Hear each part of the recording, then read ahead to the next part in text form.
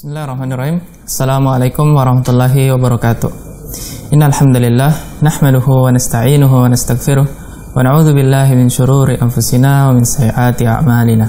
Man yahdihillahu fala mudhillalah wa man yudlil fala hadiyalah. Asyhadu an la ilaha illallah wahdahu la syarikalah wa asyhadu anna Muhammadan abduhu wa rasuluhu la nabiyya ba'dah. Salawat dan salam semoga senantiasa tercurahkan kepada Nabi Muhammad sallallahu alaihi wasallam beserta para keluarga, para sahabat dan orang-orang yang selalu istiqomah berjalan di bawah naungan sunnah beliau hingga hari kiamat kelak. Alhamdulillah, pada kesempatan pada malam hari ini kembali lagi kami mempertemukan pada acara kajian rutin kitab Manhaj Aqidah Imam Syafi'i rahimahullah bersama Al-Ustadz Ahmad Zainuddin LC hafizahullah ta'ala, buah karya dari Dr. Muhammad bin Abdul Wahab Al-Aqil. Dan alhamdulillah Ustadz sudah berada tersambung dengan kita melalui Skype. Dan sebelum kita memulai, kami mengingatkan lagi para pemirsa Ahsan TV, bagi yang ingin bertanya bisa melalui telepon secara langsung dengan nomor 0813 1829 4352, ataupun bagi para pemirsa yang ingin bertanya melalui pesan singkat atau WhatsApp bisa melalui nomor 0813 145 5557. Dan insya Allah pertanyaan-pertanyaan Anda akan kami bacakan setelah Ustadz menuntaskan pembahasan pada malam hari ini. Dan kami harapkan juga pertanyaan Anda bisa disesuaikan dengan pembahasan kita pada malam hari ini. Baik, tanpa memperpanjang lagi, kita sapa terlebih dahulu Ustadz. Assalamualaikum warahmatullahi wabarakatuh, Ustadz. Waalaikumsalam warahmatullahi wabarakatuh. Baik Ustadz, gimana kabar malam hari ini, Ustadz? Alhamdulillah baik, dan semoga seluruh para pemirsa Ahsan TV juga dalam keadaan sehat walafiat. Baik Ustadz, kami persilakan Ustadz untuk memulai pembahasan pada malam hari ini. Falyatafaddal mashkuran. Bismillahirrahmanirrahim. Innal hamdalillah nahmaduhu wa nasta'inuhu wa nastaghfiruh wa na'udzu billahi min shururi anfusina wa sayyiati a'malina. Man yahdihillahu fala mudilla lahu wa man yudlil fala hadiya lahu. وأشهد أن لا إله إلا الله وحده لا شريك له وأشهد أن محمدا عبده ورسوله. يا أيها الذين آمنوا اتقوا الله حق تقاته ولا تموتن إلا وأنتم مسلمون.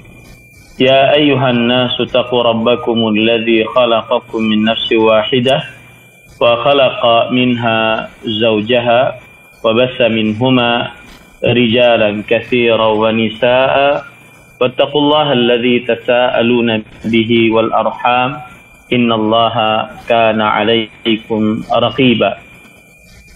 يا أيها الذين آمنوا اتقوا الله وقولوا قولا سديدا يصلح لكم أعمالكم ويغفر لكم ذنوبكم ومن يطع الله ورسوله فقد فاز فوزا عظيما. أما بعد، فإن أصدق الحديث كتاب الله وأحسن الهدي هدي محمد صلى الله عليه وعلى آله وسلم وشر الأمور محدثاتها وكل محدثة بدعة وكل بدعة ضلالة وكل ضلالة في النار.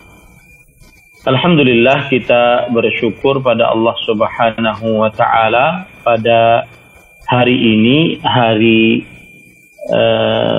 Rabu malam Kamis 25 Sya'ban 1442 Hijriah. Kita dimudahkan oleh Allah Subhanahu wa Ta'ala untuk duduk bersama kembali membaca kitab Manhajul Imam Syafi'i fi Itsbatil Aqidah. Manhaj Imam Asy-Syafi'i di dalam Aqidah. Dan ini adalah pertemuan yang ke-12. Kita salawat dan salam semoga selalu Allah berikan kepada Nabi kita Muhammad sallallahu alaihi wa ala alihi wasallam, pada keluarga beliau, para sahabat, serta orang-orang yang mengikuti beliau sampai hari kiamat kelak. Dengan nama-nama Allah yang husna dan sifat-sifatnya yang ulia, kita berdoa, Allahumma inna nas'aluka ilman nafi'an wa rizqan tayyiban wa amalan mutaqabbalan. Wahai Allah, sesungguhnya kami mohon kepada Engkau ilmu yang bermanfaat, rezeki yang baik, dan amal yang diterima. Allahumma amin. Ahibati, hafizakumullah kaum muslimin yang saya cintai karena Allah, semoga Allah Subhanahu wa Ta'ala selalu menjaga kita. Kita masih di dalam pembahasan yang ketiga dari pasal yang kedua, yaitu usul Syafi'i fi isbatil aqidah, pokok-pokok ajaran Imam Asy-Syafi'i dalam penetapan akidah. Dan kita baca apa yang disebutkan oleh penulis, yaitu Syekh Al-Allamah Profesor Dr. Muhammad bin Abdul Wahhab Al-Aqil hafizahullah ta'ala. Al-asl al-awwal al-iltizamu bil kitab wa sunnah wa taqdimuha 'ala al-'aql. Pokok ajaran Imam Asy-Syafi'i yang pertama dalam penetapan akidah adalah berpegang teguh kepada Al-Quran dan Sunnah dan mengedepankan keduanya di atas akal. Kemudian kita bahas atau kita sudah membahas poin ini, lalu kita juga sudah membahas makanatus sunnati indal Imam Syafi'i rahimahullah, kedudukan sunnah menurut Imam Asy-Syafi'i rahimahullah, wa radduhu ala man ankara hujjiyataha, dan pengingkaran Imam Asy-Syafi'i rahimahullah atas orang yang mengingkari atau bantahan Imam Asy-Syafi'i rahimahullah atas orang yang mengingkari sandaran hukum atas sunnah Nabi Muhammad sallallahu alaihi wa ala alihi wasallam. Pada pertemuan sebelumnya kita sudah membaca perkataan Imam Asy-Syafi'i rahimahullah di dalam kitab Al-Um, dan juga penyebutan beliau terhadap dalil-dalil tentang hujjiyatus sunnah, tentang bahwa sunnah Rasul sallallahu alaihi wasallam dapat dijadikan sebagai sandaran hukum. Baik. Kemudian penulis rahimahullahu ta'ala mengatakan, qala Syafi'i, Imam Asy-Syafi'i rahimahullahu ta'ala berkata, fa'a'lamallahu an-nasa fi hadhihi al-ayati anna du'aahum ila Rasulillah sallallahu alaihi wasallam liyahkuma bainahum du'aun ila hukmillah. Kata Imam Asy-Syafi'i rahimahullah, Allah Subhanahu wa ta'ala memberitahukan kepada manusia di dalam ayat ini, yaitu surat An-Nur ayat 48 sampai 52. Allah Subhanahu wa ta'ala memberitahukan kepada manusia di dalam ayat ini bahwa ajakan mereka untuk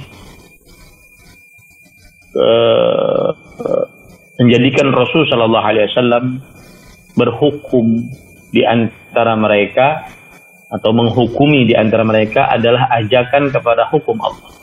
Artinya begini, kalau seandainya di dalam ayat tadi Allah Subhanahu wa taala berfirman, wa idza du'u ila Allahi wa rasulih liyahkuma bainahum, dan jika diajak atau mereka diajak kepada Allah dan Rasulnya agar menghukumi di antara mereka, idza fariqum minhum mu'ridun, maka sebagian mereka menolak ayat ini atau menolak hukum ini. Maka di dalam ayat ini Allah Subhanahu wa ta'ala ingin memberitahukan kepada kita bahwa ajakan menjadikan Rasulullah sallallahu alaihi wasallam sebagai hukum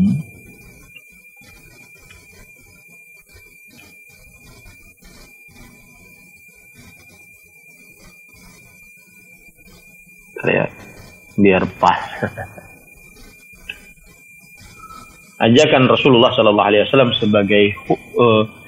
sebagai hakim yang menghukumi ini sebenarnya sama dengan ajakan kepada hukum Allah Subhanahu wa taala.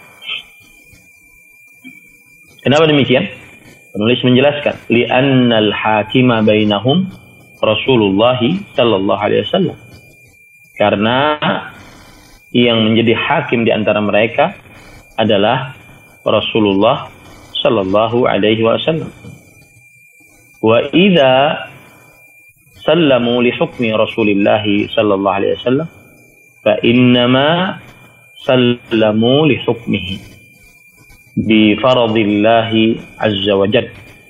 Dan apabila mereka menerima kepada hukum Allah, hukum Rasulullah sallallahu alaihi wasallam, maka sesungguhnya mereka menerima hukum-hukum Allah Subhanahu wa taala dengan kewajiban terhadap Allah Subhanahu wa taala. Artinya, apabila orang-orang menerima hukum yang ditentukan oleh Rasulullah sallallahu alaihi wasallam, maka berarti dia sama menerima hukum dari Allah Subhanahu wa taala. Wa annahu a'lamahum anna hukmuhu, dan bahwa Allah Subhanahu wa taala memberitahukan kepada manusia bahwa hukum Rasulullah sallallahu alaihi wasallam adalah hukum Allah Subhanahu wa taala ala ma'na iftiradihi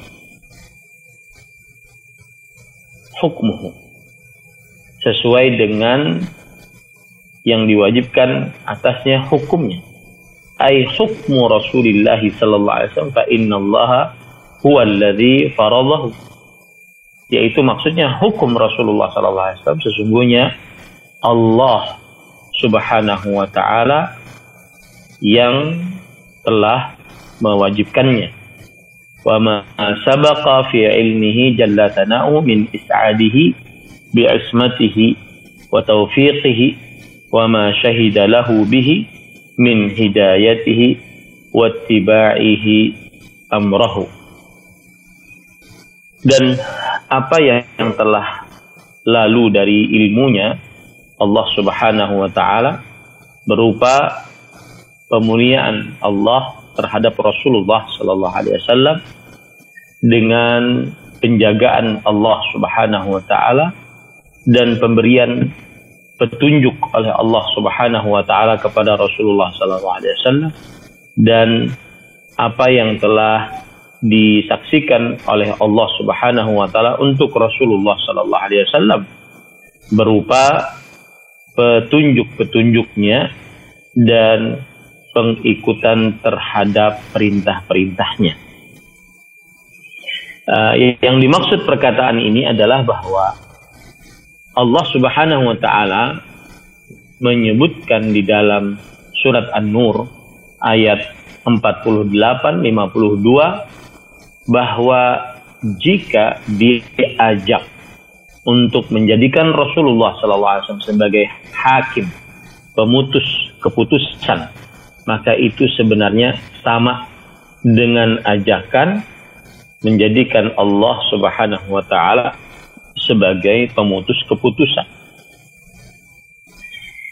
Dan barang siapa yang menerima keputusan hukum dari Rasulullah sallallahu alaihi wasallam, maka sebenarnya dia juga menerima hukum dari Allah Subhanahu wa taala. Dan Allah Subhanahu wa taala memberitahukan bahwa hukum yang diputuskan oleh Rasulullah sallallahu alaihi wasallam adalah hukum Allah Subhanahu wa taala. Karena Allah Subhanahu wa taala Maha mengetahui akan apa yang telah terjadi dan akan terjadi.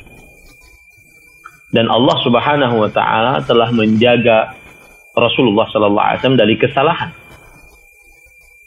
Dan Allah Subhanahu wa taala memberikan petunjuk kepada Rasulullah sallallahu alaihi wasallam dalam kebenaran, dan Allah Subhanahu wa taala memberikan kesaksian bahwa siapa yang mengikuti Rasul sallallahu alaihi wasallam berarti dia mengikuti petunjuk Allah Subhanahu wa taala. Dan juga Allah Subhanahu wa taala memberikan peringatan bahwa wajib mengikuti perintah Rasulullah sallallahu alaihi wasallam.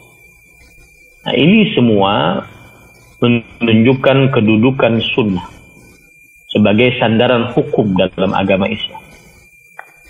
Kemudian Imam Syafi'i mengatakan, fa ahkama faradahu bi ilzami khalqihi ta'ata rasulih wa i'lamihim annaha ta'atuhu. Fa jama'a lahum an a'lamahum anna al-fardha 'alaihim ittiba'u amrihi wa amri rasulih wa anna ta'ata rasulih ta'atuhu, thumma a'lamahum annahu fardun 'ala rasulih ittiba'u amrihi jalla sana'uhu.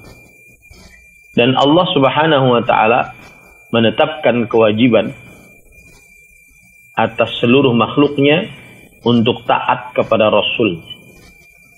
Dan Allah Subhanahu wa taala memberitahukan kepada seluruh makhluknya bahwa ketaatan kepada Rasulullah sallallahu alaihi wasallam adalah ketaatan kepada Allah.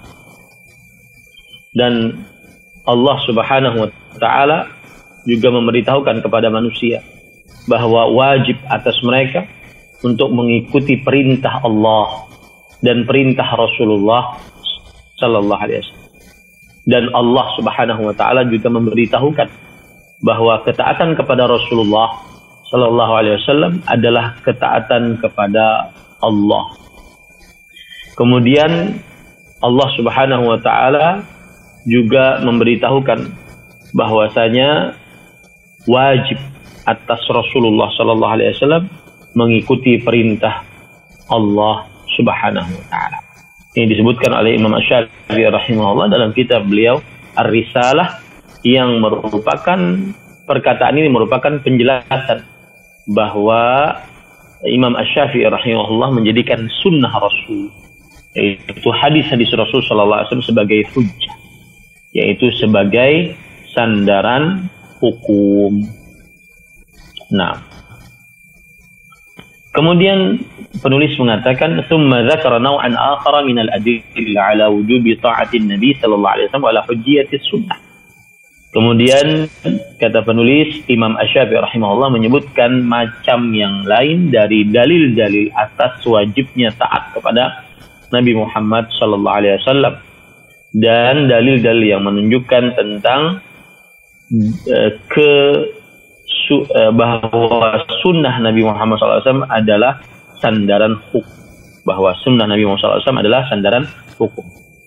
Faqala, Imam Asy-Syafi'i rahimahullah berkata, babun ma abana Allahu li khalqihi min fardhihi ala rasulih ittiba'u ma uhiya ilaihi wa ma syahida lahu bihi min ittiba'i ma amara bihi wa min hudahu wa annahu hadin liman ittaba'ahu.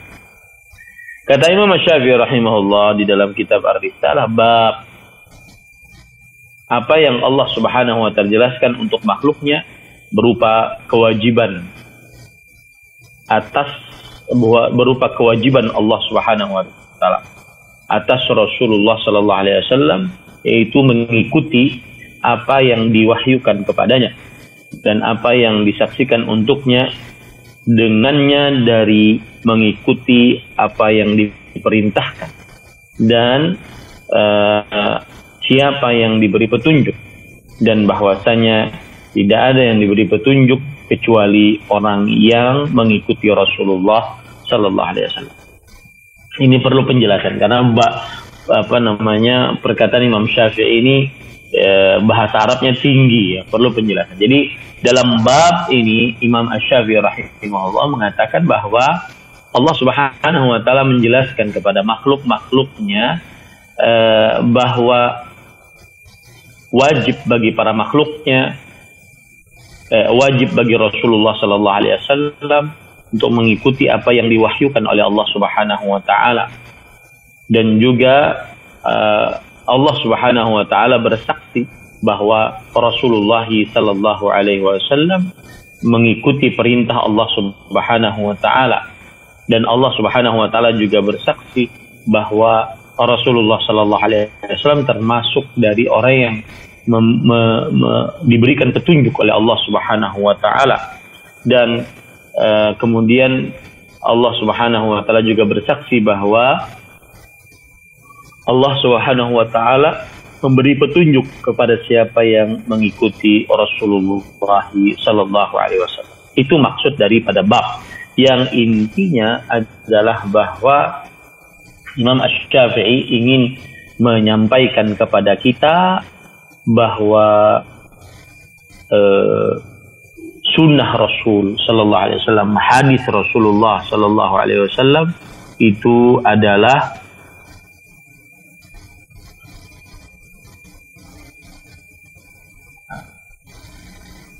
hadis Rasulullah sallallahu alaihi wasallam itu adalah sandaran hukum dalam agama Islam. Baik. Kemudian Imam Asy-Syafi'i rahimahullah membawakan dalil, yaitu surat Al-Ahzab ayat 1 sampai 2. Ya ayyuhan nabiyyu ittaqillaha wa la tuti'il kafirin wal munafiqin. Innallaha kana aliman hakim. Wahai Nabi, takwalah kepada Allah dan janganlah engkau mentaati orang-orang kafir dan orang-orang munafik. Sesungguhnya Allah Maha mengetahui, Maha bijaksana. Wattabi' ma yuha ilaika min rabbik. Dan ikutilah apa yang diwahyukan oleh Allah Subhanahu wa taala. Innallaha kana bima ta'maluna khabira.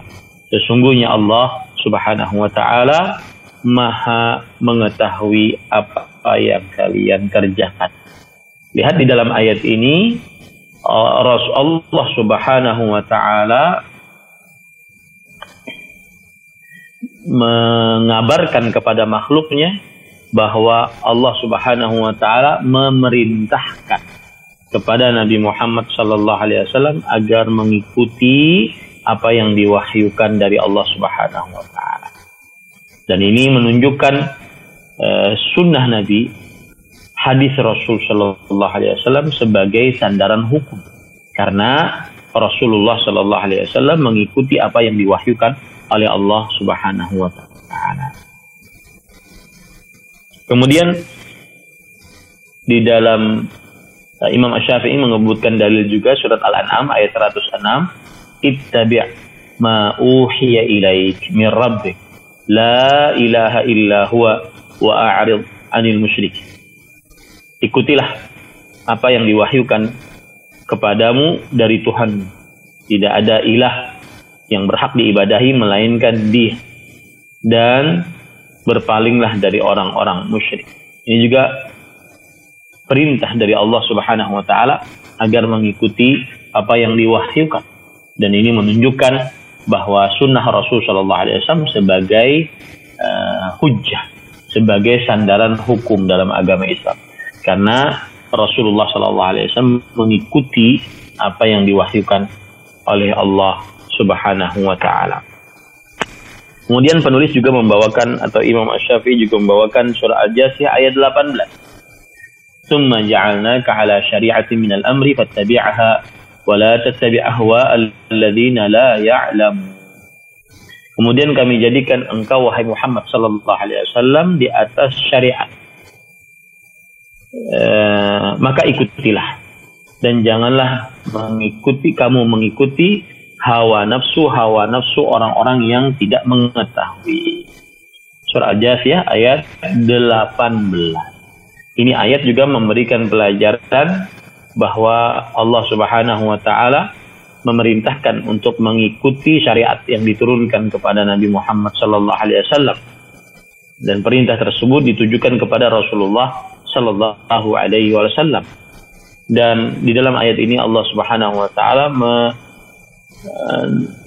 melarang orang mengikuti orang-orang yang tidak di atas ilmu pengetahuan. Ini dalil menunjukkan hujjah, menunjukkan bahwa hadis Rasul Sallallahu Alaihi Wasallam sebagai hujjah, sebagai sandaran hukum. Nah, kemudian Bapak Ibu saudara-saudari yang dimuliakan oleh Allah, penulis Imam Asy-Syafi'i rahimahullah juga menyebutkan surat Al-Maidah ayat 67 sebagai dalil. Fa'alama, kata Imam Asy-Syafi'i rahimahullah, fa'alama Allahu rasulahu mannahu alaih bima sabaqa fi ilmihi min asmatihi iyahu min khalqihi. Maka Allah Subhanahu wa taala memberitahukan kepada Rasulnya sallallahu alaihi wasallam nikmatnya atas Rasulullah sallallahu alaihi wasallam dengan apa yang telah mendahului dalam ilmunya, yaitu berupa terjaganya beliau dari kesalahan dari para makhluk-makhluk. Jadi terjaganya beliau dari kesalahan, ya. Dan dalil yang menunjukkan akan hal ini surah Al-Maidah ayat 67. Wahai Rasul, sampaikanlah apa yang diturunkan kepadamu dari Tuhan. Dan jika engkau tidak menyampaikannya, maka engkau belum menyampaikan risalahnya. Dan Allah Subhanahu wa taala menjagamu dari manusia. Ini menunjukkan bahwa hujjah Rasul sallallahu alaihi wasallam atau hujjah hadis adalah kuat, atau hadis dapat dijadikan sebagai hujjah. Hujjah di sini sebagai sandaran hukum, ya. Kemudian penulis mengatakan wa syahida lahu jalla tana'uhu bistimsakihi bima amara bihi wal huda fi nafsihi wa hidayati man ittaba'ahu. Dan Allah Subhanahu wa taala bersaksi untuk hamba tersebut agar berpegang teguh dengan apa yang diperintahkan dan juga berpegang teguh dengan petunjuk pada dirinya. Kemudian juga berusaha untuk memberikan petunjuk tersebut, ya, bagi siapa yang mengikuti. Artinya ini menunjukkan bahwa hadis Rasulullah sallallahu alaihi wasallam sebagai sunnah, menunjukkan bahwa hadis Rasulullah sallallahu alaihi wasallam sebagai sunnah, sebagai sandaran hukum, maksudnya sebagai sandaran hukum, karena Allah Subhanahu wa taala memerintahkan untuk berpegang teguh padanya, dan Allah Subhanahu wa taala menjadikan petunjuk di dalam sunnah tersebut, dan menjadikan siapa sih yang mengikuti sunnah tersebut akan mendapatkan petunjuk. Maka ini termasuk daripada dalil yang menunjukkan tentang hadis Rasulullah SAW sebagai sandaran hukum. Kemudian penulis membawakan surat Asy-Syura ayat 52 sebagai dalil atas hal ini. Wa kadzalika auhayna ilaika ruhan min amrina ma kunta tadri mal kitab wal iman walakin ja'alnahu nuran nahdi bihi man nasha'u min ibadina wa innaka latahdi ila siratim mustaqim. Dan demikianlah kami wahyukan kepada engkau sebuah ruh dari perkara kami. Engkau tidak mengetahui apa itu Al-Quran sebelumnya, dan engkau tidak mengetahui apa itu juga iman. Akan tetapi kami jadikan ia sebagai cahaya untuk memberikan petunjuk kepadanya, kepada siapa yang kami kehendaki dari hamba-hamba. Dan sesungguhnya engkau, wahai Muhammad SAW, benar-benar memberikan petunjuk kepada jalan yang lurus. Ini adalah pujian dari Allah Subhanahu wa taala kepada orang-orang yang mengikuti petunjuk Rasulullah sallallahu alaihi wasallam. Kemudian juga ini adalah persaksian dari Allah Subhanahu wa taala bahwa siapa yang menjadikan sunnah Rasul sallallahu alaihi wasallam sebagai petunjuknya, maka Allah Subhanahu wa taala akan memberikan petunjuk kepada siapa yang dikehendakinya dari hamba-hamba. Dan sesungguhnya Allah Subhanahu wa taala, dan sesungguhnya engkau wahai Muhammad sallallahu alaihi wasallam benar-benar bisa memberikan petunjuk kepada jalan yang lurus. Nah, ini menunjukkan bahwa hadis Rasul sallallahu alaihi wasallam sebagai sandaran hukum, dapat dijadikan sebagai sandaran hukum. Baik. Kemudian penulis membawakan surah An-Nisa ayat 113. Walaula fadlullahi 'alaika wa rahmatuhu lahammat ta'ifatun minhum an yudhilluka wa ma yudhilluna illa anfusahum wa yadhurrunaka min syai' fa anzalallahu 'alaikal kitaba wal hikmata wa 'allamaka ma lam takun ta'lam wa kana fadlullahi 'alaika 'azima.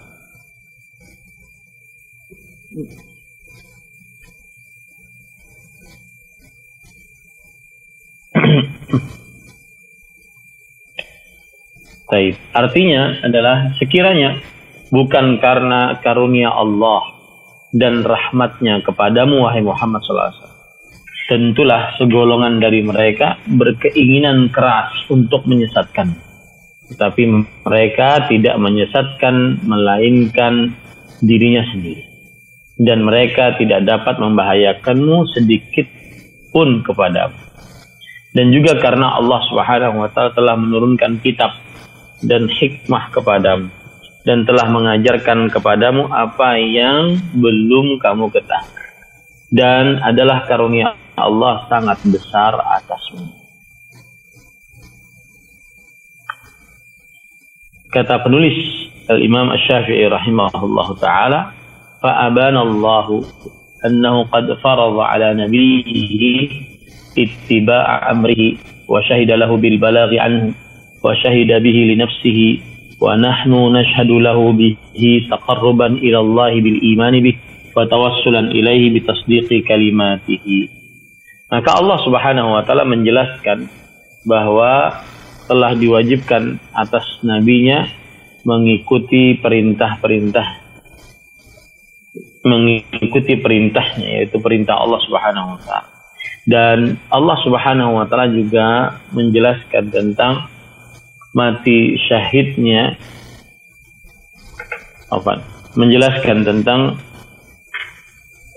bahwa Rasulullah sallallahu alaihi wasallam sudah menyampaikan wahyunya, kemudian juga menjelaskan tentang bahwa Rasulullah sallallahu alaihi wasallam bersaksi telah menyampaikan wahyu Allah Subhanahu wa taala, dan kita pun bersaksi bahwa Rasulullah sallallahu alaihi wasallam telah menyampaikan risalahnya.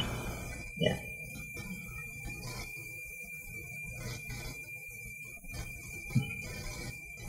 Telah menyampaikan risalahnya.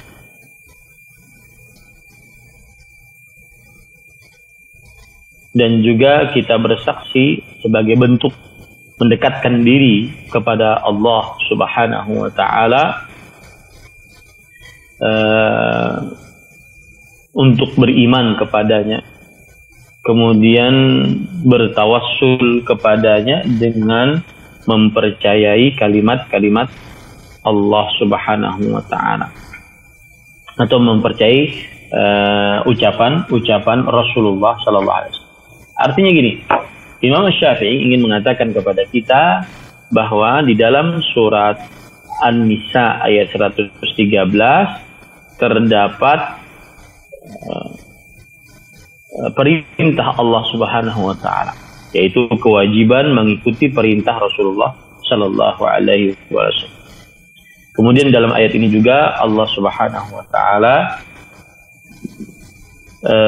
menyaksikan bahwa Rasul sallallahu alaihi wasallam sudah menyampaikan risalahnya. Nah, ini menunjukkan bahwa sunnah Rasul sallallahu alaihi wasallam sebagai hujjah, sunnah Rasul sallallahu alaihi wasallam sebagai sandaran hukum. Jadi dari tadi penjelasan yang dituju cuma itu, yaitu al-isbat ala hujjiyatis sunnah, menetapkan atas bahwa sunnah Rasulullah SAW sebagai sandaran hukum. Nah, kemudian ahibati hafizakumullah taala, penulis membawakan perkataan Imam Asy-Syafi'i lagi dari kitab Ar-Risalah. Qala Asy-Syafi'i wa fi syahadatihi lahu bi annahu yahdi ila siratin mustaqim siratillah wa syahadatu bi ta'diyati risalatihi wa ittiba'i amrihi wa fi ma wasaftu min fardhihi ta'atuhu wa ta'kidihi iyyaha fil ayati dzakartu ma aqama Allahu bihil hujjat ala khalqihi bitaslimi li hukmi rasulih sallallahu alaihi wasallam wa tibai amrih. Imam Asy-Syafi'i rahimahullahu taala berkata bahwa di dalam persaksian Allah Subhanahu wa taala untuk Rasulullah sallallahu alaihi wasallam bahwasanya beliau memberikan petunjuk kepada jalan yang lurus, yaitu jalannya Allah Subhanahu wa taala. Dan juga Allah Subhanahu wa taala menyatakan bahwa Rasul sallallahu alaihi wasallam telah menyampaikan risalahnya. Dan juga Allah Subhanahu wa taala memerintahkan untuk mengikuti perintah Rasulullah sallallahu alaihi wasallam. Ya.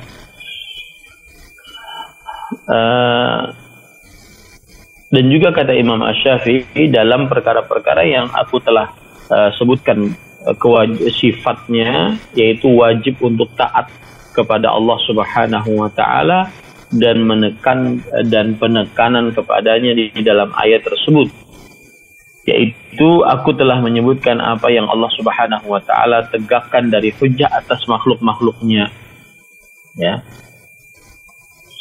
dengan berserah diri atas keputusan Allah Subhanahu wa taala dan mengikuti perintah Rasulullah sallallahu alaihi wasallam. Intinya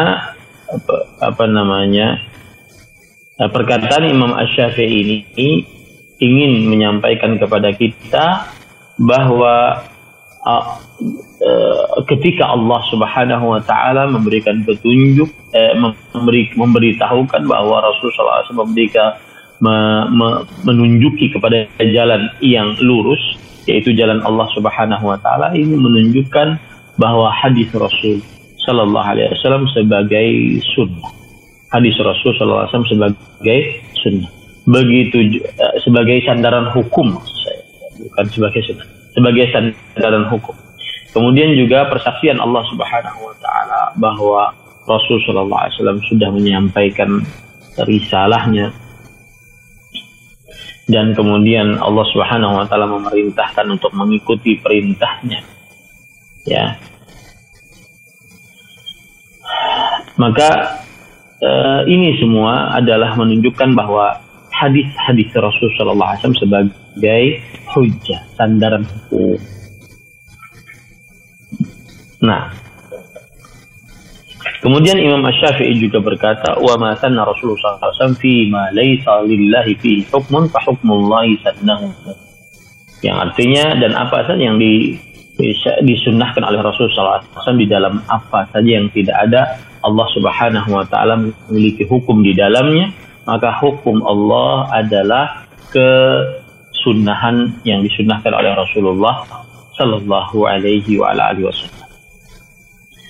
Kemudian Imam Asy-Syafi'i berkata, wa kadzalika akhbarana Allah fi qouli innaka la tahdi ila siratin mustaqim siratillah. Dan demikian pula Allah Subhanahu wa taala telah mengabarkan di dalam firman-Nya, sesungguhnya engkau wahai Muhammad sallallahu alaihi wasallam benar-benar memberikan petunjuk kepada jalan yang lurus, yaitu jalannya Allah Subhanahu wa taala. Intinya termasuk dalil bahwa sunnah Rasul, hadis Rasul sallallahu alaihi wasallam sebagai sandaran hukum adalah bahwa Allah Subhanahu wa taala memberikan persaksian bahwa Rasulullah SAW memberikan petunjuk kepada jalan yang lurus. Pemahaman baliknya, selain petunjuk Rasulullah SAW, maka ini tidak lurus.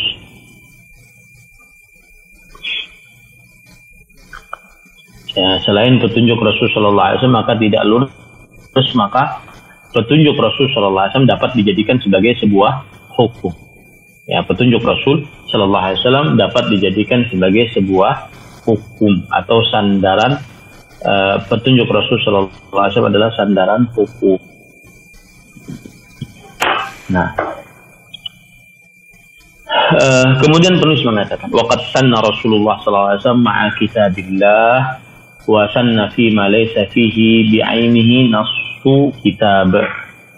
Wa kullu ma sanna faqad alzamana Allahu ittiba'ahu wa ja'ala fi ittiba'i ta'atahu wa fil 'unudi an ittiba'iha ma'siyatahu allati lam yu'zar biha khalqan wa lam yaj'al lahu min ittiba'i sunana Rasulullah SAW makhrajan lima wasaftu. Dan Rasulullah SAW telah mensunahkan bersama Al-Quran dan telah sunahkan di dalam perkara-perkara yang tidak ada di dalam Al-Quran secara khusus, ya, yaitu dalil Al-Quran dan hadis Rasul Sallallahu Alaihi Wasallam. Dan apa saja yang disunahkan oleh Rasul Sallallahu Alaihi Wasallam, maka sungguh Allah Subhanahu Wa Taala telah mengharuskan mengikuti Rasulullah Sallallahu Alaihi Wasallam dan menjadikan di dalam pengikutan terhadap Rasulullah Sallallahu Alaihi Wasallam adalah ketaatan kepada Allah Subhanahu Wa Taala. Dan kemudian Rasulullah Allah Subhanahu Wa Taala juga mengabarkan bahwa barang siapa yang menolak tentang pengikutan terhadap Rasul Sallallahu Alaihi Wasallam, maka ini adalah maksiat yang tidak diberikan udzur seorang makhluk atasnya. Dan Allah Subhanahu Wa Taala tidak menjadikan untuknya mengikuti sunnah-sunnah Rasul Sallallahu Alaihi Wasallam. Allah Subhanahu Wa Taala tidak menjadikan untuknya mengikuti sunnah-sunnah Rasul Sallallahu Alaihi Wasallam sebagai jalan keluar sebagaimana yang sudah aku sifatkan.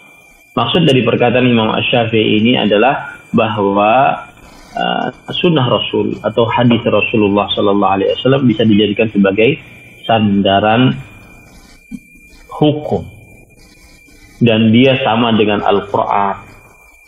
Sedangkan apa saja yang tidak ada di dalam Al-Quran dan disunahkan dalam hadis dari Rasul Sallallahu Alaihi Wasallam, maka di sini kita diperintahkan untuk berpegang teguh dengan apa yang disunahkan oleh Rasulullah Sallallahu Alaihi Wasallam.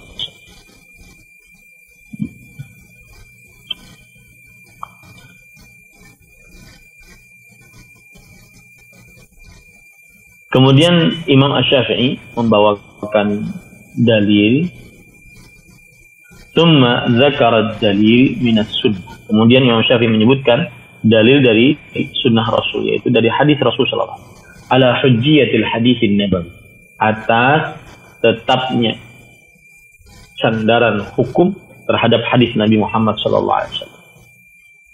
Farawa bi sanadihi ila Abi Rafi' maula Rasulullah sallallahu alaihi wasallam anna Rasulullah sallallahu alaihi wasallam qala la alfayanna ahadakum muttaka'an ala arikati ya'tihi al-amru min amri mimma amartu bih aw nahaitu an fa yaqulu la adri ma wajadna fi kitabillahi taba'na. Kemudian Imam Asy-Syafi'i rahimahullah menyebutkan dalil dari hadis Rasul sallallahu alaihi wasallam atau dari sunnah.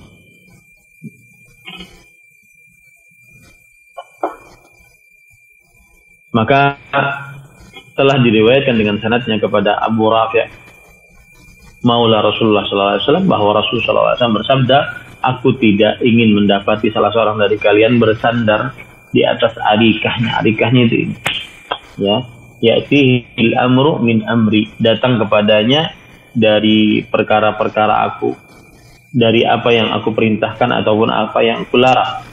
Kemudian setelah itu Dia mengatakan la adri, aku tidak tahu. Ya. Ma wajadna fi kitabillahi taba'na, apa saja yang kami dapati dalam Al-Qur'an maka kita mengikutinya. Ini berarti Rasulullah SAW sudah mengingatkan kepada kita bahwa akan ada orang-orang yang menolak hadis-hadis Rasul Sallallahu Alaihi Wasallam. Nah, kemudian penulis mengatakan fahadhihi nusus wa ghairiha mimma huwa mutanasir fi kutubih wa kutubi ghairihi mimman rawa anhu tadulluna ala ta'zimil Imam Syafi'i rahimahullah di sunnah. Maka perkataan-perkataan ini dan yang lainnya yang terdapat di dalam kitab Imam Syafi'i dan kitab-kitab beliau, kitab-kitab selain beliau, dari apa yang diriwayatkan dari beliau menunjukkan tentang pengagungan Imam Syafi'i rahimahullah terhadap sunnah Rasul sallallahu alaihi wasallam. Wa annahu ya'tabiruha kal Qur'an fi tasyri', bahwasanya sunnah Rasul sallallahu alaihi wasallam, hadis Rasul sallallahu alaihi wasallam seperti Al-Qur'an di dalam pensyariatan, sawa'un fil usul atau fil furu', baik itu di dalam perkara-perkara pokok ataupun dalam perkara-perkara cabang. Wa sayati min kalamihi rahimahullah ma yadullu ala dzalik, dan akan datang dari perkataan-perkataan Imam Syafi'i rahimahullah apa yang ditunjuki akan hal itu. Wa annahu la yastajizu mukhalafatuha ila ghairiha fil furu' fadlan 'anil usul, dan bahwasanya Imam Syafi'i rahimahullah tidak memperbolehkan untuk menyelisihinya kepada selainnya di dalam perkara-perkara cabang, apalagi dalam perkara-perkara pokok. Wa fi hadza raddun 'ala ahli al-kalam alladzina in 'amilu bis sunnah fil furu' lam ya'malu biha fil usul. Dan di dalam perkataan-perkataan Imam Syafi'i ini adalah bantahan atas ahli kalam yang mana mereka ini jika mengerjakan sunnah Rasul sallallahu alaihi wasallam di dalam cabang, maka mereka tidak mengerjakan sunnah Rasul sallallahu alaihi wasallam dalam pokok-pokok. Nah, ini keliru. Ya, keliru. Karena di dalam agama Islam tidak ada yang namanya inti kemudian cabang. Dalam agama Islam semuanya adalah kulit, semuanya adalah penting, ya.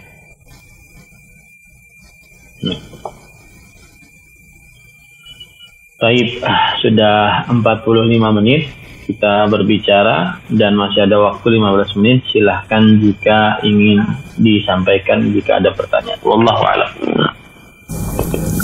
Baik, jazakumullah khairan atas pencerahannya tadi dari Ustaz.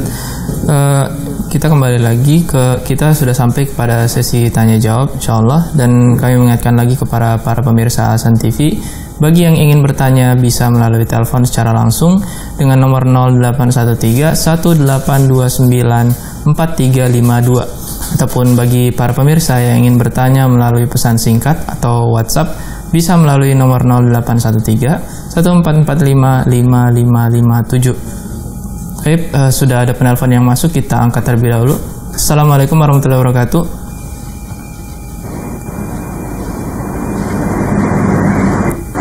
Ya, assalamualaikum warahmatullahi wabarakatuh.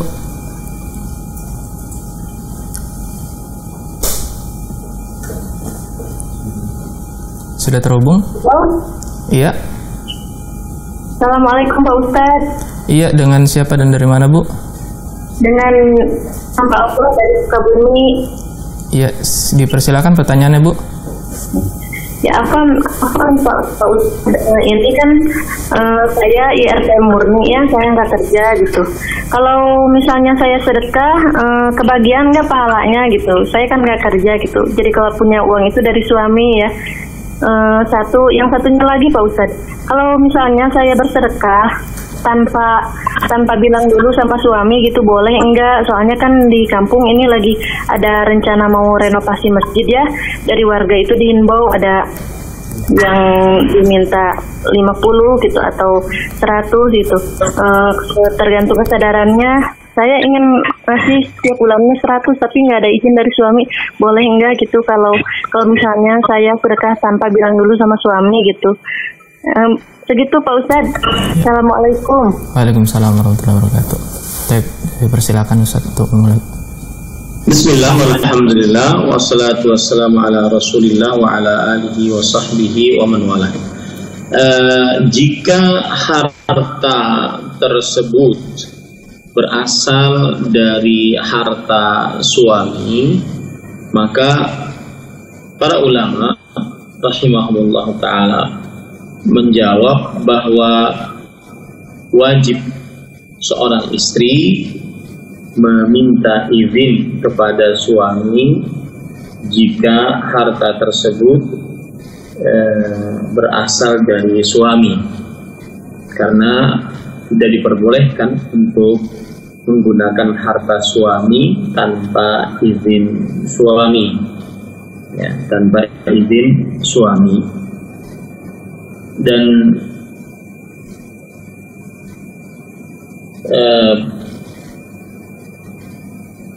Imam Ibn Qudamah berkata di dalam kitab Al-Mughni, yaitu hal yajuzu lil mar'ati sadaqah min mali zawjiha bi syai'in yasir bi ghairi idhn. Bolehkah seorang istri bersedekah dari harta suaminya dengan sesuatu yang sedikit dari harta tanpa izin suami? Maka di sini ada dua riwayat. Yang pertama boleh, karena Aisyah radhiyallahu anha berkata kepada Rasulullah SAW bersabda, "Ma anfaqatil mar'atu min baiti zawjiha ghaira mufsidatin kana laha ajruha wa lahu mithluhu bima kasab wa laha bima anfaq." Tidaklah seorang perempuan bersedekah dari harta suaminya tanpa merusak harta suaminya, maka sang istri tersebut mendapatkan pahala dan sang suami mendapatkan pahala yang semisal dengannya, karena dia yang mencari harta tersebut, dan sang istri mendapatkan pahala dari apa yang dia sedekahkan. Walil khazini mithlu dzalik min ghairi an yantaqisa min ujurihim syai'an.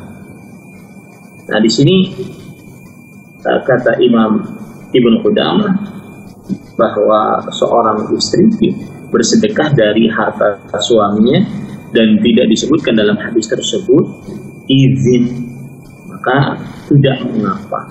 Menurut pendapat yang pertama, berdasarkan hadis tadi, seorang istri bersedekah dengan harta suaminya dan dia dapat pahala, istrinya dapat pahala, suaminya dapat pahala. Kemudian pada ikhwan yang dirahmati oleh Allah Subhanahu wa taala, di sana ada pendapat yang kedua, yaitu terlarang. Pendapat yang kedua yaitu terlarang. Kenapa demikian? Karena Rasulullah SAW bersabda dalam hadis riwayat Imam Abu Dawud dari Abu Umamah Al-Bahili, "La tunfiqil mar'atu syai'an min baitiha illa bi zawji." Seorang istri tidak boleh menafkahkan sedikit pun dari rumahnya kecuali dengan izin suaminya.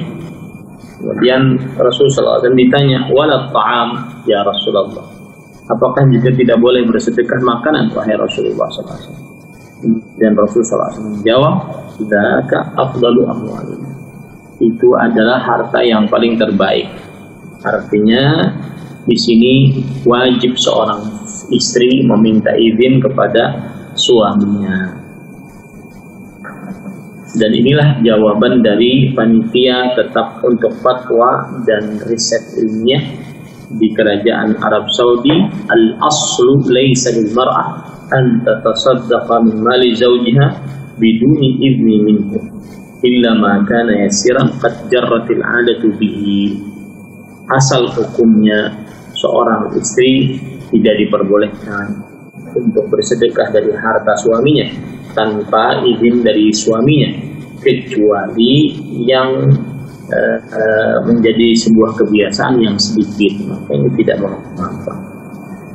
Jadi itu jawabannya tentang seorang perempuan bersedekah dengan harta suaminya untuk kepentingan masjid, maka harus dengan izin suaminya. Pertanyaan kedua apa tadi dari si ibu tadi? Sedekah, ini pertanyaan kedua, Ustaz. Sedekah tanpa bilang ke suami, seperti itu. Kurang lebih seperti itu. Ya, sedekah tanpa bilang ke suami. Kalau seandainya hartanya berasal dari dia sendiri, maka asal hukumnya boleh. Karena itu kan harta sendiri. Dia mau belikan apa, dia mau sedekahkan apa, terserah.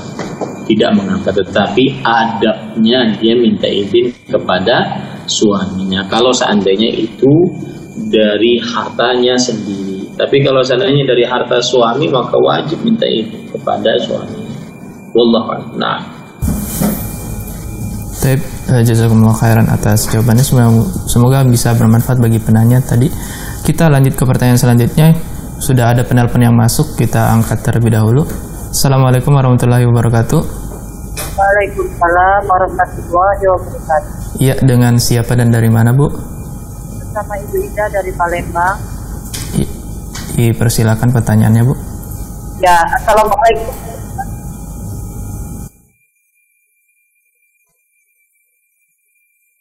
Ya begini pertanyaan. Ini kalau suami saya nih, suami saya ini dan meninggal itu puasa tahun lalu, Pak. Nah, saya herannya itu mengapa ya, Pak Ustaz? Ingatan saya itu tidak hilang pada suami saya, Pak Ustaz. Perasaan saya itu suami saya itu masih ada di rumah inilah, Pak Ustaz. Dia itu tidak jauh begitu, Pak Ustaz. Tambah hari ini, tambah mendekati katanya itu 1 tahunnya itu, Pak Ustaz. Bulan 5 nanti, Pak Ustaz. Dia itu tidak hilang ke mimpi saya, Pak Ustaz. Iya, sudah meninggal. Maksudnya itu dia tuh tidak hilang, Pak Ustaz, di saya ini, Pak Ustaz. Lagi waktu saya sholat pun dia tuh ada, Pak Ustaz, begitu, Pak Ustaz. Iya, cuman itu pertanyaan saya, Pak Ustaz. Minta solusinya ya, Pak Ustaz. Assalamualaikum, Pak Ustaz. Waalaikumsalam warahmatullahi wabarakatuh. Waalaikumsalam warahmatullahi wabarakatuh. Bismillah, alhamdulillah, wassalatu wassalamu ala rasulillah wa ala alihi wa sahbihi wa man wala. Seorang istri yang ditinggal mati oleh suaminya masih merasakan ada hawa-hawa suaminya di sekitarnya. Maka ini ada beberapa indikasi. Yang pertama itu adalah jin qarib, yaitu jin yang menemani suaminya selama suaminya masih hidup. Jin qarib yang menemani suaminya selama suaminya masih hidup. Sebagaimana Rasulullah SAW mengabarkan bahwa setiap dari kalian ada jin yang menemani sampai Rasulullah SAW. Tetapi Allah Subhanahu wa taala menolong Rasulullah SAW agar jin tersebut masuk Islam dan tidak memerintahkan kecuali yang baik-baik. Maka yang ibu rasakan seakan-akan dia masih ada duduk bersama ibu, masih ada dia di samping ibu, masih ada, itu semua jin yang membisikkan kita dan merasakan kepada kita sesuatu yang seperti kita rasakan saat bersama dengan suami, dan agar kita tidak menerima takdir Allah Subhanahu wa taala. Adapun suami ibu, maka ketika dia sudah meninggal, dia berpindah tempat dari alam dunia ke alam barzakh, tidak bisa lagi berkumpul dengan orang yang masih hidup, tidak bisa lagi kembali ke dunia karena dia sudah pindah alam. alamnya ke alam barzakh, mempertanggungjawabkan apa yang dia lakukan selama ini. Wallahu a'lam. Nah, mudah-mudahan ibu bisa bersabar dan berdoa kepada Allah agar diberikan kesabaran sehingga tidak diganggu oleh qarin. Wallahu a'lam. Nah, jazakumullah khairan atas jawabannya Ustaz, dan bisa bermanfaat tadi kepada ibu yang bertanya. Kita lanjut ke pertanyaan terakhir Ustaz di pertemuan kita pada malam hari ini. Assalamualaikum Ustaz, Ana Rizal dari Bantaeng, Sulawesi Selatan. Bagaimana cara menasehati keluarga yang suka mengikuti adat tradisi yang tidak ada tuntunan dari Nabi, padahal mereka paham dengan agama, tetapi mereka sulit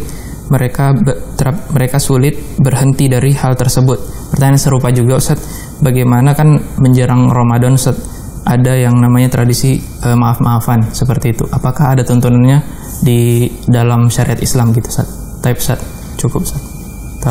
Bismillah, walhamdulillah, wassalatu wassalamu ala rasulillah wa ala alihi wa sahbihi wa man wala. Cara menasihati keluarga yang masih melakukan perbuatan bid'ah, sebut begitu, bukan adat istiadat, karena asal hukum adat istiadat boleh selama tidak bertentangan dengan syariat. Ya, jadi bukan pertanyaan jangan sampai bagaimana cara menasihati keluarga yang masih mengikuti adat istiadat. Adat istiadat boleh selama tidak bertentangan dengan syariat. Tetapi yang dimaksud mungkin adalah bagaimana cara menasihati keluarga yang masih melakukan perbuatan bid'ah.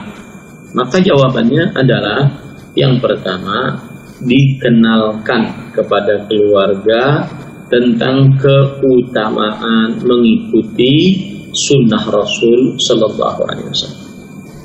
Sebutkan keutamaan mengikuti sunnah Rasul Sallallahu Alaihi Wasallam. Kemudian yang kedua, diterangkan kepada keluarga tentang bahaya perbuatan bid'ah di dalam agama. Ya, bahaya perbuatan bid'ah dalam agama. Kemudian yang ketiga adalah menjelaskan tentang konsekuensi dari bersyahadat asyhadu anna Muhammadar Rasulullah. Maka pada saat itu, kalau orang sudah mengetahui keutamaan mengikuti sunnah, kemudian ancaman mengikuti bid'ah, kemudian juga konsekuensi dari syahadat Muhammad Rasulullah, salah satu konsekuensinya adalah alla yu'badallahu illa bima syara', bahwa Allah tidak diibadahi kecuali dengan yang disyariatkan.